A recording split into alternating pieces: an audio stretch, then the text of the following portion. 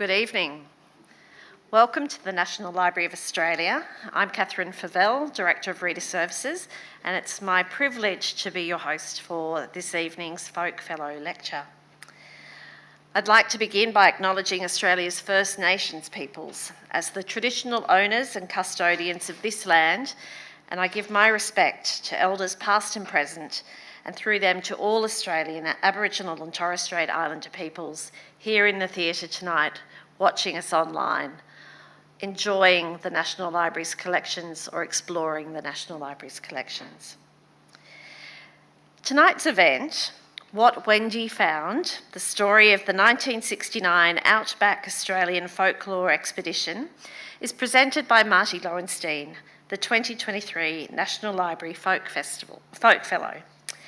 Now, Marty's proposal, and I should say at this point that I have nothing to do with selecting our folk fellows. I just get to have a little sneak peek at the applications as they come in.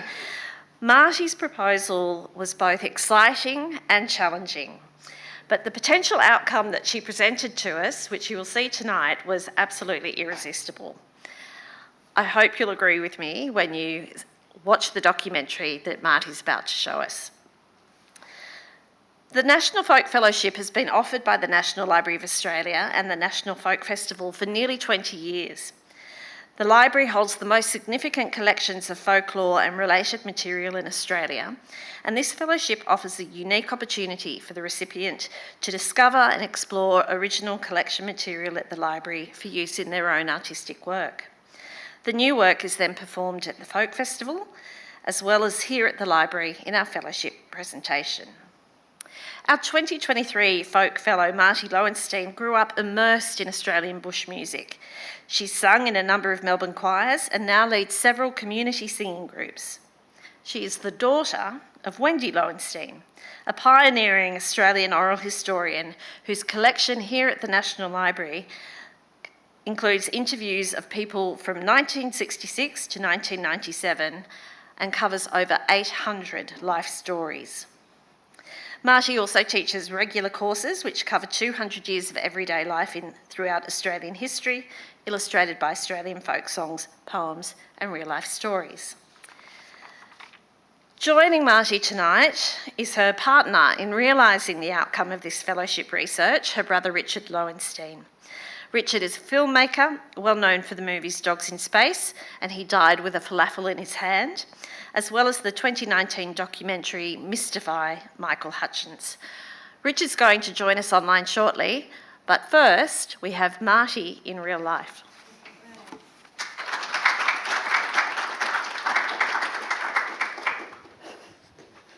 Thank you, Catherine, for your wonderful compliment. This time last year, I was watching the previous Folk Fellow, and here I am. So I have to thank the National Folk Library, the National Folk Festival, and so many folk music fiends for helping me to produce this documentary. It was called What Wendy Found, and it set out some of the story of Australians' very early folk music collectors, their folklore, traditional dance, and history, mainly through the eyes of two strong and very determined women whose archives are here in the National Library, Wendy Lowenstein, my mother, and Shirley Andrews, her good friend. They were fundamental to the folk revival and to the early recorded history of Australian culture, and struggling at that time, the 1950s, against the roles available to women in the post-war era. But Australia's own folk music and dance, which we love, especially at the festival, Folk Festival, owes its life to a few dedicated collectors who went out, searched and recorded for it so that we can enjoy it today. The people involved in this project, the project became much broader when my brother Richard decided that we really needed to cover the philosophical and political background of the idealistic people who set out to find and preserve everyday working Australian social culture, and why they decided to go and do that at the time they did, and why it included Indigenous Australia culture, contemporary culture. which was quite radical in the 1950s and 60s. It's become a much bigger story, which we'd like to depict in a much longer documentary, and we'll tell you about that a bit later. For Richard and myself, it all started in our primary school days with a rhyme like this: Cinderella, dressed in yellow, went upstairs to kiss her fella. On the way her breeches busted, how many people were disgusted? So children's rhyme were the first folklore that my mother Wendy collected. And I don't know if anyone remembers this book, Cinderella Dressed in Yellow, 1969, infamous book of naughty children's rhymes that spawned another whole set of infamous books by June Factor of naughty children's rhymes. Ian Turner wrote an interpretive essay. He decided he was going to do a definitive study of Australian children's rhymes. He later became Professor of History at Monash, but the academic circles don't actually produce naughty children's rhymes. So while he's writing his essay, Mum, who he knew well because they started the Folklore Society Victoria together, was teaching in Richmond, which was a pretty tough school, and she went out to collect rhymes. And I know that she would have had a wonderful time coercing the kids to tell her their secrets, because children's secrets are not for adult consumption. We had, if you can remember, we knew lots of naughty words that we thought adults wouldn't know that we knew. But I could not escape. As I said, my mother was very determined, and I had to say these naughty, naughty rhymes into a tape recorder while the serious Norm O'Connor was looking at me, holding his microphone about this big, and his Bayer tape recorder with huge reel-to-reel. And this recording of me and my girlfriends and Richard now exists in the National Library. Please don't go and look for it. Okay. So I memorised the rhymes, but Richard wasn't quite so smart. He wrote them down in his school exercise book, and you can see he wasn't that old. That's Richard. That's me, the tall one there. And he got into trouble with the headmaster. Dad got called to the school, and why was his son writing disgusting words in a book? And he just laughed. He said, well, that's what his mum told him to do. And Richard was in big trouble, but that's what his mum had told him to do, so he got away with it. Now, what kind of mother, exceptional mother, gets you in trouble with school for writing dirty words in books? But that's what she was like, and that's why she started to collect folklore. And thankfully she had a very new age husband, Werner. They brought up 3 children. She studied for her matriculation. She completed an adult arts degree, a teaching diploma and a librarianship diploma before Richard was 4 or 5, I think. He's the youngest. She edited a magazine, Australian Tradition, posted it out and sent it from our lounge room floor. We folded it, we stamped it, wrote addresses. She became a pioneering oral historian, writing Weevils in the Flower, Immigrants, Under the Hook and Weevils at Work. And as Catherine said, her archives in the National Library are quite extensive, 4.4 metres of archive books as well as all those recordings. And they would still be in NLA storage for a long time until technology caught up, and now they are digitised and catalogued, and we're getting to see them.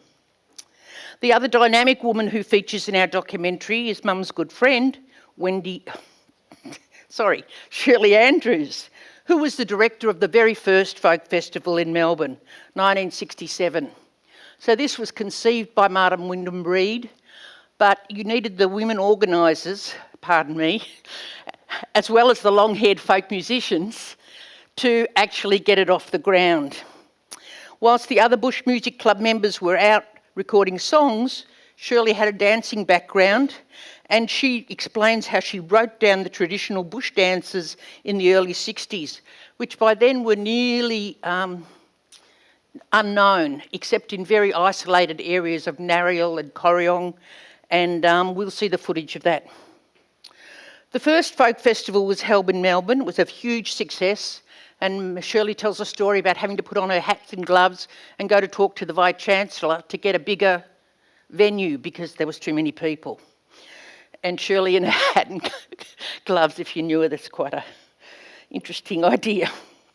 It was a huge success, and bands like the Bushwhackers and the Cobbers began to do upbeat, louder versions, and they hold big bush dances. And so Shirley's work and that of a handful of dedicated folklorists has not disappeared, but it's become widely known and still enjoyed and performed today, and folk festivals proliferated all around.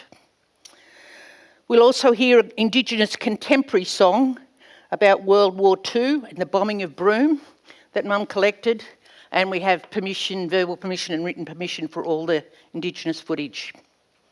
But the post-war period was also a time of social change, which our film briefly portrays.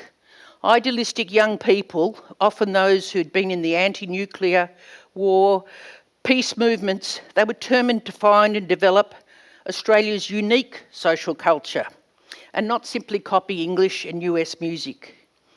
We learned history, or I learned history, it was Captain Cook who discovered Australia. It wasn't the sailors on the boat, and it wasn't the Indigenous Australians.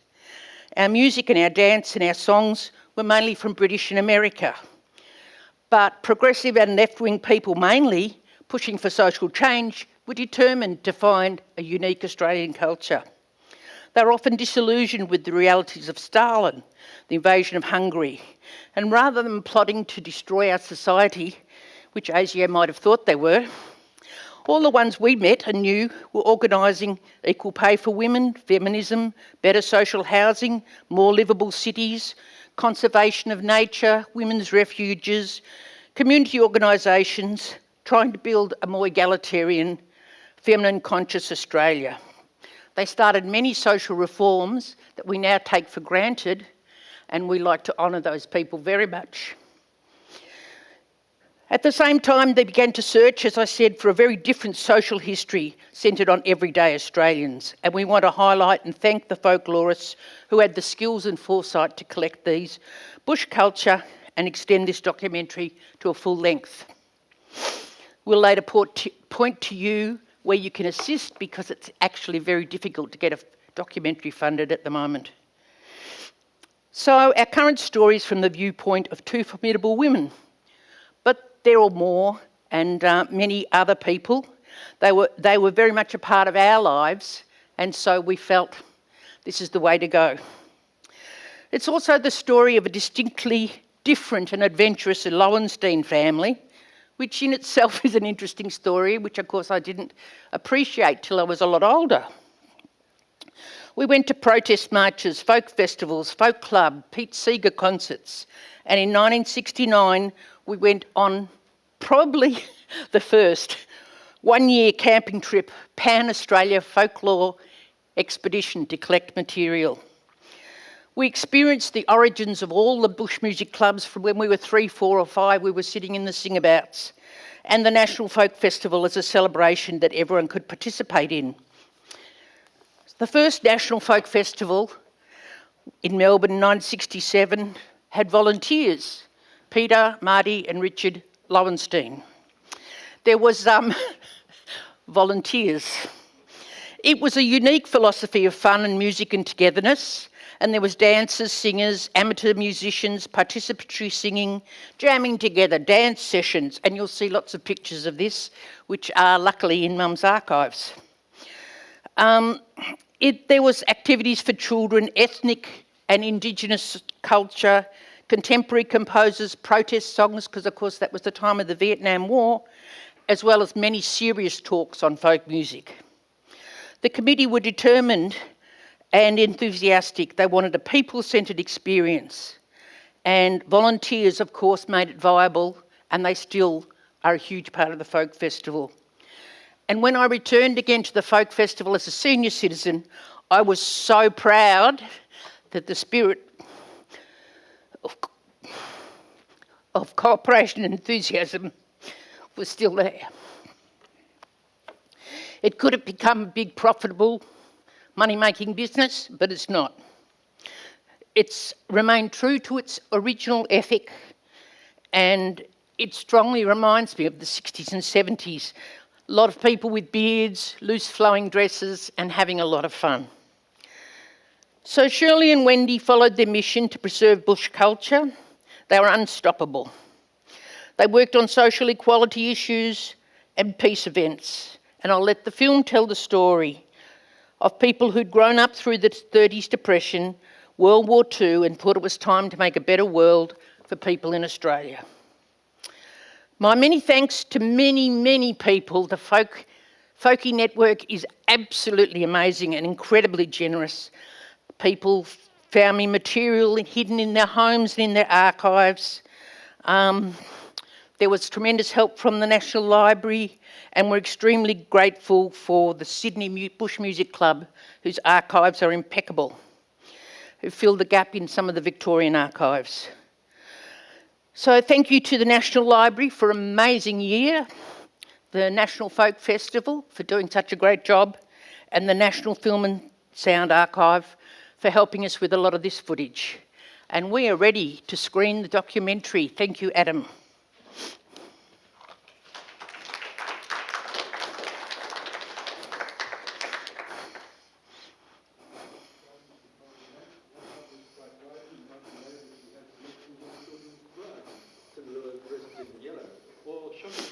Shocking the improper play rhymes of children, the immigrants, and Weevils in the Flower, concerning the 30s, the Depression years in particular, and most recently Under the Hook, the history of the Melbourne Waterside Workers Federation.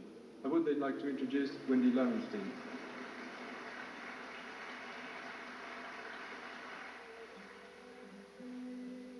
My father was a city bushman. He went every day to work, same place for 55 years, but his heart was in the bush. He knew that was where the real Australia happened. And I remember he gave me about my 15th birthday copy.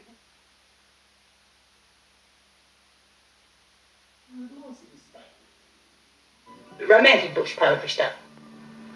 I've humped me bluey through all the states, with me old black Billy, the best of mates.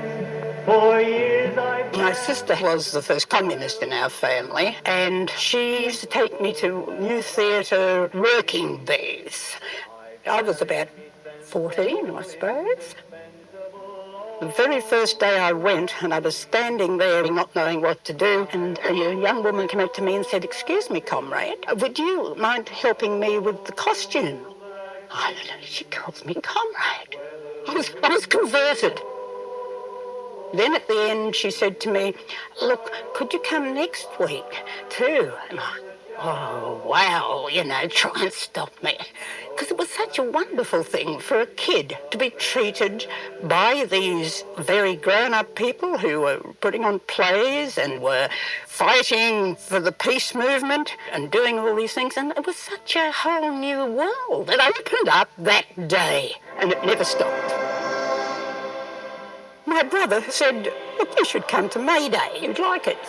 You should be in the Eureka League," he said. And so he just sort of took me there and said, "Here, stand there, march."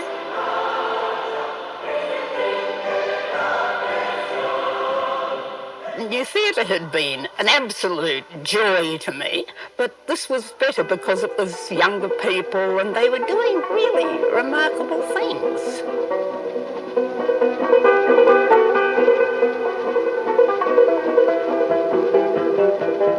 I was a child of the middle class and I was a great reader, and so many of the young people there, it was absolutely a new life to them.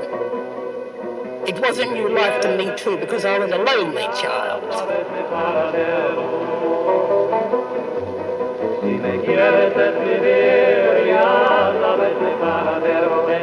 And we had terrific social things. We had campfires down there on the river. And the singing will never be lost. The left wing always had the best songs, they just had the worst guns. We are the youth, and their names are song of dreams. Everywhere the youth is singing freedom song, freedom song, freedom song. People who were famous artists, famous singers, academics. And it was this whole thing, it just swept you up. It was wonderful.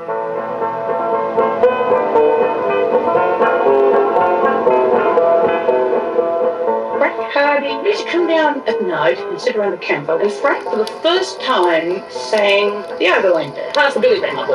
Pass the Billy Band, boys. Don't let the night come stand there. Tonight will be forever. And I learned that off Frank, and I taught it to the Wrigley. We had a vigilante committee. They used to come with their torches and look in the tents. I was on one of these one night. You were dragooned into it, but you would see young couples at the camp. Obviously, they had the hots for each other, but there were powerful forces at work there that not even the vigilante committees could have stopped. The first thing she said, I'm a journalist. Oh, she was a proofreader on the Guardian, wasn't it? And then we kept on going together.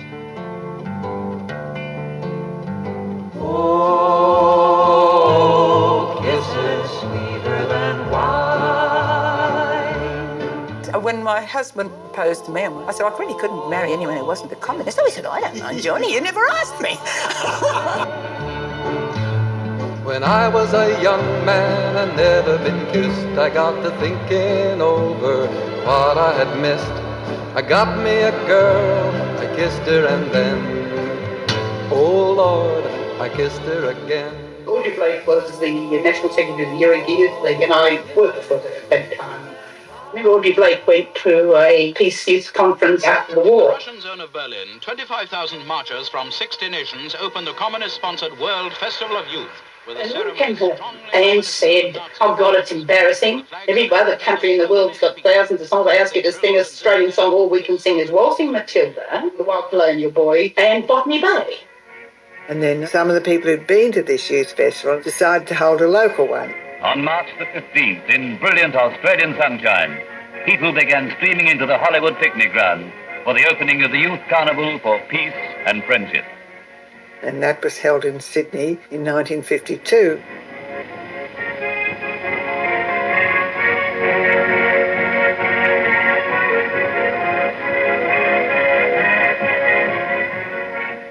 Another group that was important was the Austral Singers. They were singing there, and they had been researching these Australian folk songs, and they were singing them at this period. My husband Werner was in the Austral Singers, and they sang Australian songs with choral arrangements, very quiet-like. He and Doug Horsburgh and other members of the Austral Singers were in the First Reedy River. And the New Theatre decided that they needed to do something using some of this material. They got together, and out of that arose the script for Reedy River, which was written by Dick Diamond.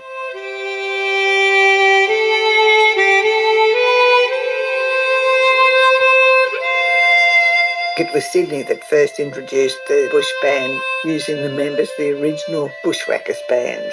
There was John Meredith, Alan Scott, Gay Scott, Chris Kempster. And it was the most popular thing that New Theatre ever put on. It was an enormous cultural revival. All these things were coming together with the general feeling that a lot of people had, that they wanted to know a bit more about things that were Australian rather than things that were imported. The success of Reedy River absolutely astounded New Theatre. People who'd never ever been to a play were going to New Theatre. From Fairmont to Barcaldine, the shearers' camps were full. 10,000 blades were ready to strip the greasy wool. When through the west like thunder rang out the Union's call, the sheds will be sure Union, though they won't be sure at all. The Folk Music Club did grow more strongly out of Reedy River. A great number of people went abroad to youth festivals, so met people like Pete Seeger, and came home with songs like Who Wants for the Union Day and Talking Union. What is folk music? I'm no scholar. I'm no authority. All I can say is that some people think folk music has to be 300 years old, good and mouldy like a cheese. Other people will say it's anything that folks sing. I usually think it's a quality that some songs have got more of and other songs have less of. We started the Folklore Society of Victoria. Ian Turner and I started that. That was founded more with the idea of studying and collecting material, the more academic side of folklore. The Billabong Band, leading members were Frank Nichols and Joy Durst. They started having regular, what were called sing-about nights. And they felt there was a different need for people who wanted to participate in singing and dancing. In July 59, they actually launched the Victorian Bush Music Club, now called the Victorian Folk Music Club. They were both joined together to publish a magazine, which was called Gumsuckers Gazette. It started off as the Folk Music Club's newsletter. We called it the Gumsuckers Gazette, Gumsucker being an early name for Victorians. It was mostly an inner club thing with an occasional song or little story about some aspect of Australiana, and we started publishing the tunes and poems and songs which members of the Victorian Folk Music Club and the Folklore Society of Victoria were collecting. And then when we got a bit more circulation, we put out a more professional-looking journal which comes out 3 or 4 times a year depending on the amount of stuff which is available. Pete Seeger would write me euphoric letters every issue and say, marvellous stuff.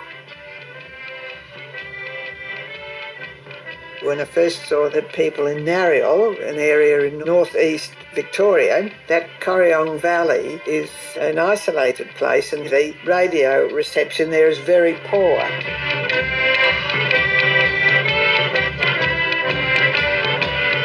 It wasn't as influenced by radio as a lot of other places were, and they had all these families who were very good musicians and dancers. The Folklore Society organised this collecting trip and they asked me to go along with them, and that's where we met them all and they played all their music for us. I went to their New Year's Eve dance. The old-time movement's been revived and it goes back for 150 years. It's been handed down from my grandfather who came from Germany in 1839 and he was one of the most talented. Norm had just bought this bio tape recorder. He was tape recording in Greek, and Harry took them up to Creswell and introduced them to Simon MacDonald. I think we were looking for another Manky Snowy River or Wild Trelawny. And Simon played his repertoire to him. Boys, they make your heart in two.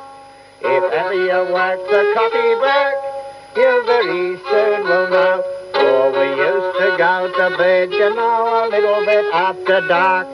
The room we used to sleep in was just like Noah's Ark. There were dogs and rats and mice and cats and pigs and poultry. And I'll never forget the time we had while down in Bungaree. In the old bark hut, in the old bark hut, I've got to live on rations in the old It was a success of the folk festivals in America. The Newport Folk Festival combined both the theatrical folk singers like Pete Seeger with the traditional players there as well. And it seemed to us like a good idea to have something similar here. Some of the prominent singers were interested. Martin Wyndham Reed. Now come all you Lachlan and a terrible tale I'll tell concerning of a hero bold who through misfortune.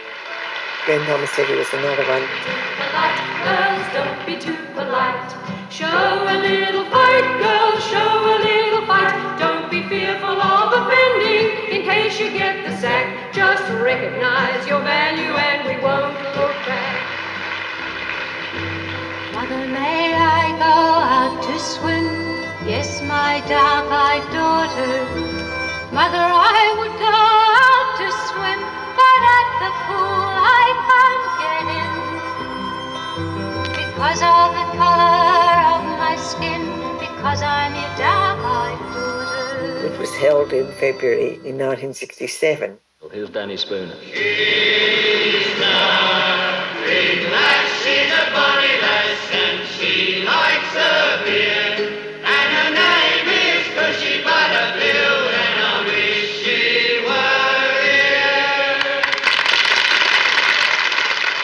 here. We got such a bigger crowd than we expected. And we had so many people they wouldn't all fit in. one of the best known Australian songwriters, Don Henderson.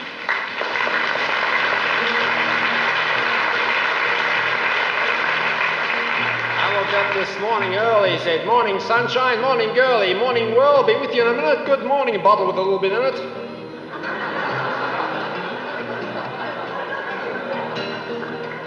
Where were you last night when I needed you? Now, the next singer is Margaret Roden.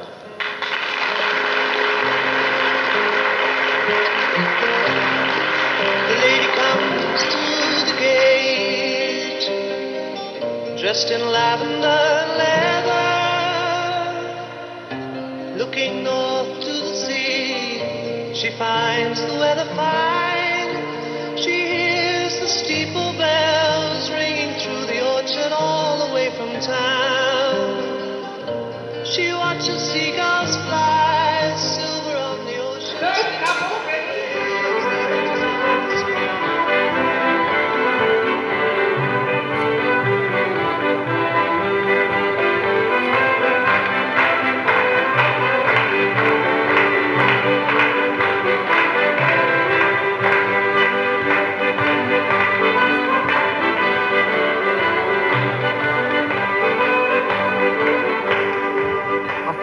Just one rather sad duty to perform on behalf of the Port Phillip District Music Festival Committee to regretfully close this festival and wish you all good singing and good playing until we see you again.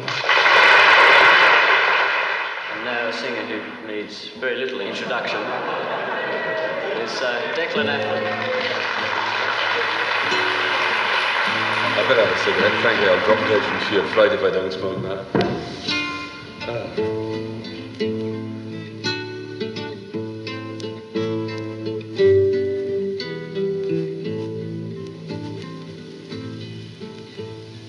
I am a rake and a rambling man, fortune I fall to where I can.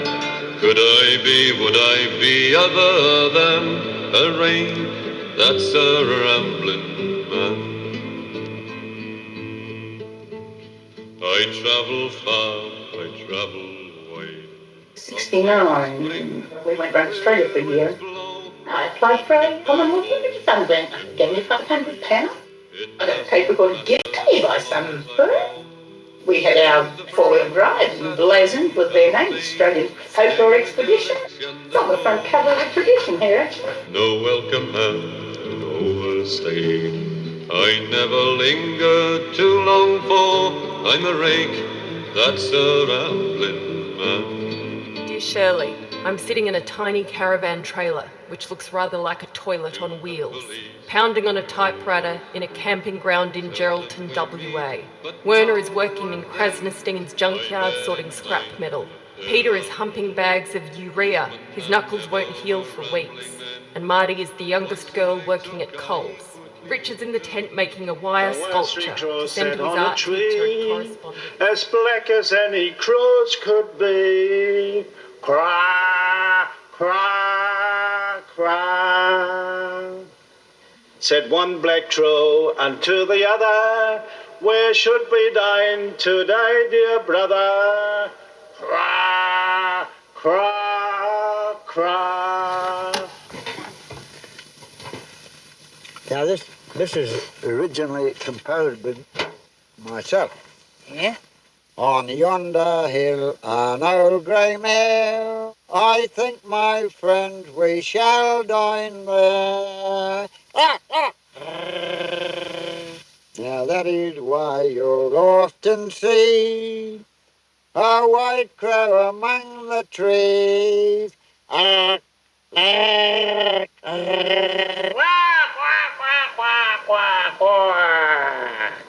That's how the old guys sing it to us. Wendy, my wife's got it recorded. We recorded a number of Australian folk songs. If I go to a bloke and say to him, do you sing songs, do you play tunes, do you make up poems and recite them, or will you tell me about how you used to drive a bullock team, which is folklore proper, and he wants to tell me as well as all that about how his grandfather settled the place or his own part in the history of the area, I take the lot because I think it's a sin and a shame to leave that valuable material because no one else may collect it. So I spread my field from folklore to include oral history, local history, and I was particularly interested in the off-the-record stuff, the things that tend not to be put in books because people are very conscious when they're writing books that they're writing for the record, and they often don't realise just how much the byways of history are the fascinating ones. Meru, they call them. For Jabby. A jabby. Jabby. What's jabby? Jabby song, special song. Jabby, Aboriginal contemporary song. Oh, the whole corroboree isn't about the Japanese bombing, just the one song. Only one song, yeah. You wouldn't mind I sing this? I love you? it. Yeah.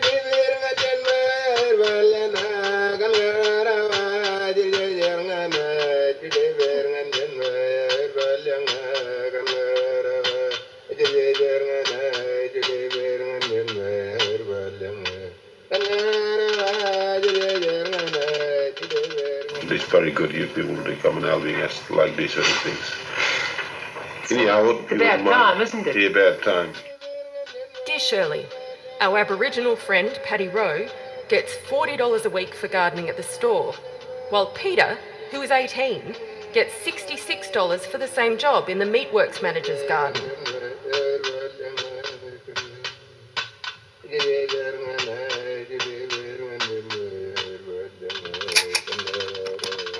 Do you use the sing to the cattle? Or Oh, yes, yes. What's that for? As long as you're making a noise, or whistling, or... That's because if you go up to them, they could get a prize. Yeah, well, some of the boys, and they sing out, "Hey, Nella, your wife's here, don't you sing that one?" And Which one? little old drawers that Mary wore. Oh, I know the little old drawers that Mary wore. Yeah. They were tattooed, they were torn, they were filled with babes unborn. Those little old red drawers that Maggie Dear wore. Shirley, too much travelling, too many awfully bad roads, broken pack racks, tow bars and trailer axles. In Whitnoom, Marty was riding a quiet horse when the saddle slipped. She ended up in hospital with a huge tropical abscess on her leg. Whitnoom is the most scenic place we've come across.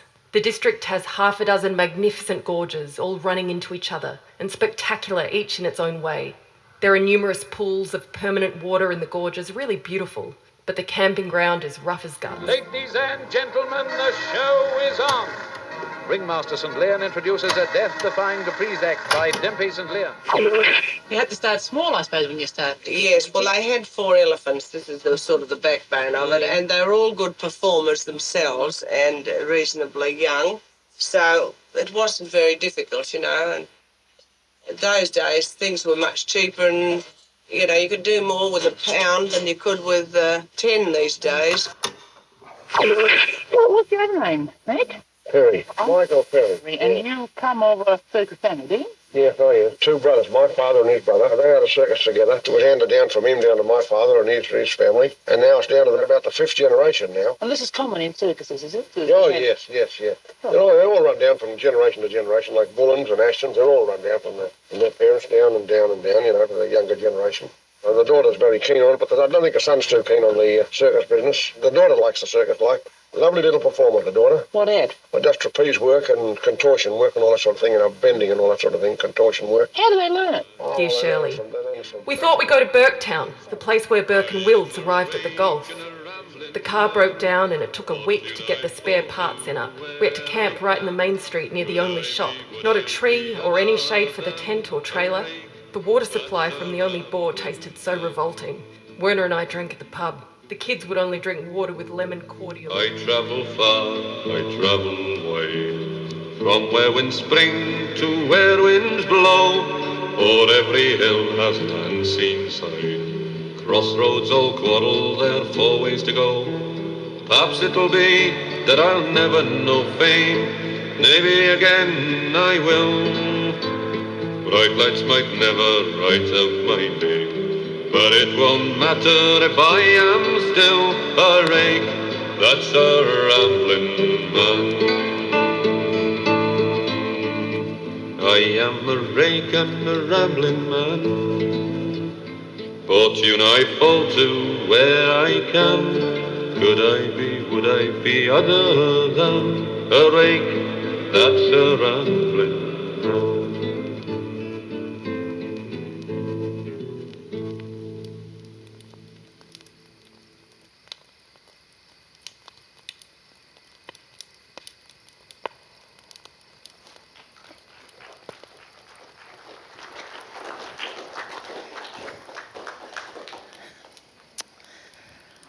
There's our logo, our QR code to scan to make the documentary Richard wants to make. He's the great filmmaker in the family.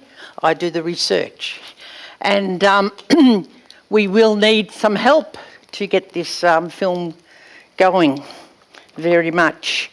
I'm hoping to introduce my brother who'll be in on Zoom very soon. There he is. And he can talk mostly about the filmmaking, and I can talk about lots of other things. So, hello, Richard. Hello. Hopefully we have sound. Seems a little jerky, but I think it's working. Is the voice working okay?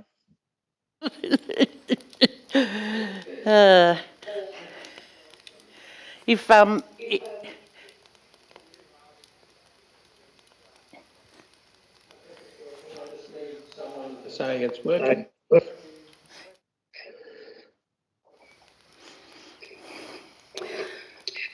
Hello. Yep, you're here. Can you hear us? Oh, good. Yes. Well, so you can hear me because I'm having great trouble hearing anything there. It's very choppy. I think maybe the internet is very slow. Would you like to talk about it? Yes, I think you said, would I like to talk about it? Yes, well, at the moment, yes, we were keen to turn that film into a portrait of both Shirley Andrews and who's mentioned in that film, and also Wendy as two strikingly different historians, but also two women that sort of forged quite radical paths in the post-war era, and led to the rise of the folk movement and the oral history movement, which was at a simultaneous time. So it's basically we're following both Shirley's career, which was Shirley Andrews was quite prominent in the Aboriginal rights movement of the post-war era, which led to the 67 referendum, which was incredibly relevant to today's age. And then Mum's career, which is like bringing up 3 children and a husband at the same time as teaching and being an oral historian, and not really prepared to be the conventional stereotypical mother bringing up a nuclear family. So we have a plethora of archive from, we've recently just accessed the ASIO surveillance footage that ASIO was used to film everyone in the who was a member of the Communist Party, and luckily they were filming things like the Bush bands at the May Day marches and things like that, who are all aligned with the left. So we have an extraordinary amount of extra footage we're accessing of the Eureka Youth League, and where they started singing folk songs in the 50s, as Mum mentions, and it should be quite an extraordinary sort of compilation of never before seen archive, including what the ABC has of the early folk festivals and the folk movement and everything like that.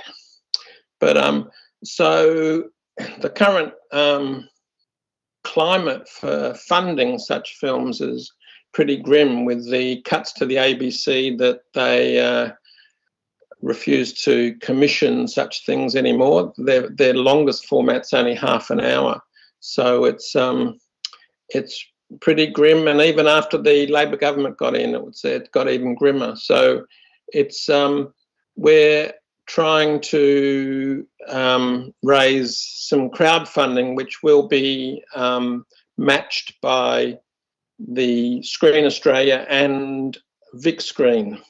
So, and then eventually show at the Melbourne Film Festival, probably in a year's time, the rate this will go. So, I don't know, the best thing to probably say or do is to hand it over to any questions that maybe Marty can adjudicate, and I'm here to answer anything that anybody wants to put to us. It's Catherine here. Oh, we've got a bit of fallback, but I'm wondering if we do have any questions. We've got some microphones. Ben's got some microphones. Roxy, so if you've got a question, pop your hand up. I hope you can see why I was so excited about the proposal when we received it. The idea that Marty and Richard were going to transform their mother's oral history collection into a very visual document for a wider audience was really exciting for me, and it's great to hear the plans that you both have to extend that documentary and take it even further. Any questions from those here in the theatre? Please, we've got one. Just takes one brave person. We'll grab a microphone. Oh, we might have even two. Here comes Ben. Hi. The film was great, thank you. It's really, really amazing to see Australia in such a different way. Like, if nothing else, it's great. It's really great history. I don't mean that badly. It's amazing for people to see it, especially young people now, to look back at Australia. It's only 50 years ago. Like, it's not really very long.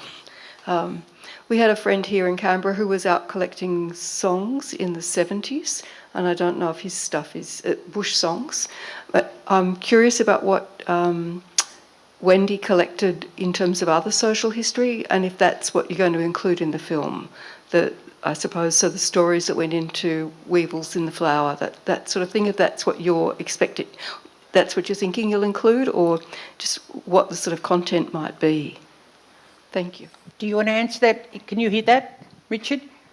Got that. It's incredibly difficult. It's all chopped up. But yes, we are intending to keep going forward in the story to where she started collecting the Weevils in the Flower material, and also the Under the Hook material about the waterside workers. And to illuminate that footage, we not only have archive, but we also have the two films I made in my tender years based on Wendy Mum's work, which was a half-hour dramatised documentary called Evictions, which was the story of Noel Counihan and Tom Hill's struggles during the Great Depression with the unemployed workers movement, Unemployed Workers Union, actually, and also Strikebound, which was based on the Wonthaggi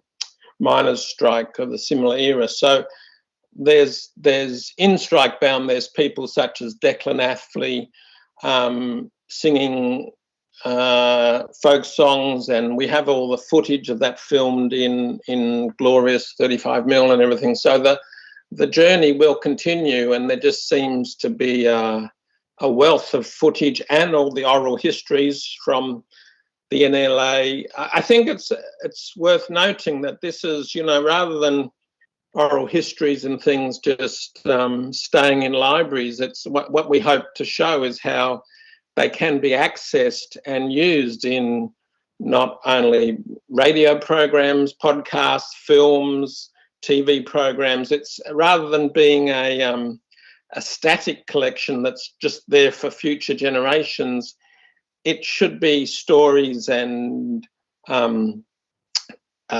material that somehow is packaged, because that's fundamentally what we're doing. We're packaging it for a new generation to view and look at, rather than, you know, trawling through archives and listening to old recordings.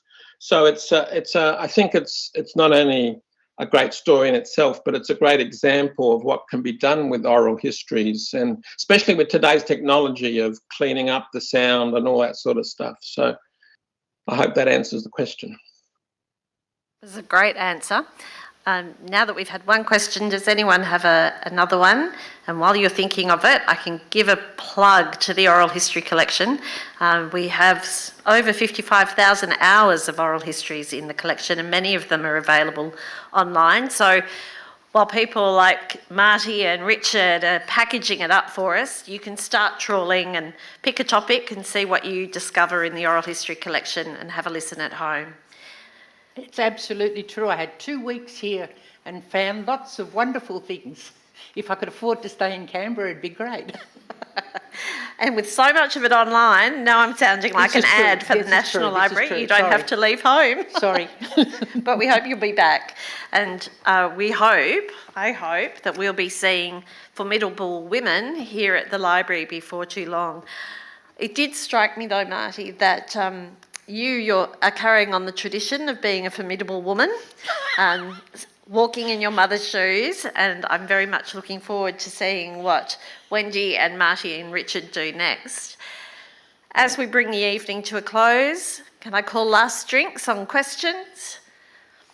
Thank you all for coming this evening. I hope you will join us for our next fellowship talk. It's been a really bumpy year of fellowship talks. I would love to thank the National Folk Fellow. Oh, look, we may have a last question up the back. Oh, no, just a stretch. We've had a wonderful year of fellowship talks. We can only make our fellowships program happen through the support of donors, and the National Folk Festival has truly been a wonderful donor partner for many, many years. Thank you all for coming tonight. Would you please join me in thanking Marty and Richard for a wonderful evening and a wonderful insight into the life of their family and their mother. Thank you. Just one more thing. The film has been through a few... Now called it Don't Be Too Polite Girls, in honour of Glenn Tomasetti and I guess the female figures in the folk movement. And there was quite a lot of them. Not to say that the men weren't there, they absolutely were. But it sort of was an open time for women, and they got a lot of respect, I think, for their work. And that's the website. We're up to 4,195. Not quite going to make a film yet, but we're working on it. Thank you.